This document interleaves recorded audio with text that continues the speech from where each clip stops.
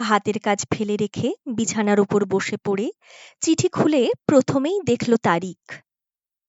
তারিখের হিসেবে অন্তত দিন তিনেক আগে এসেছে চিঠিটা। খামখানা উল্টে ডাকের ছাপের তারিখ মেলালো। সেও একই সাক্ষ্য বহন করছে। হ্যাঁ, ৩ দিন আগে এসেছে চিঠিটা। অজিত সেটা খুলেছে, পড়েছে, মুচড়ে দুমড়ে পকেটে ফেলে রেখেছে। নমিতাকে একবার বলবার প্রয়োজনও অনুভব করেনি। দপ করে জ্বলে ওঠা আগুনটা রিরি করে জ্বলতে থাকে মনের সমস্ত তন্ত্রিতে তন্ত্রিতে। কারণ এ ঘটনা তো দৈবাতের ভুল নয়, ইচ্ছাকৃত। অজিতের প্রকৃতিই এই।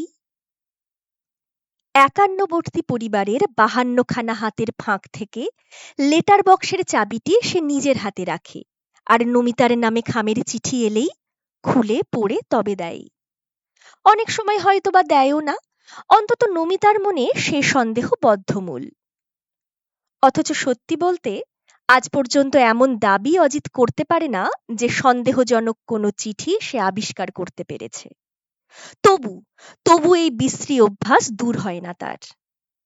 নমিতার রাগে নয়, অভিমানে নয়, কটু কাটব্য ধিক্কার শ্লেষবাক্য কোনো কিছুতেই নয়। বললে প্রথমে হেসে ওড়াবার চেষ্টা করে, আর হাসিতে হালে পানি না পেলে ধমক দেয়। মিনিট খানেক স্তব্ধ হয়ে থেকে চিঠিটা পড়ল নমিতা।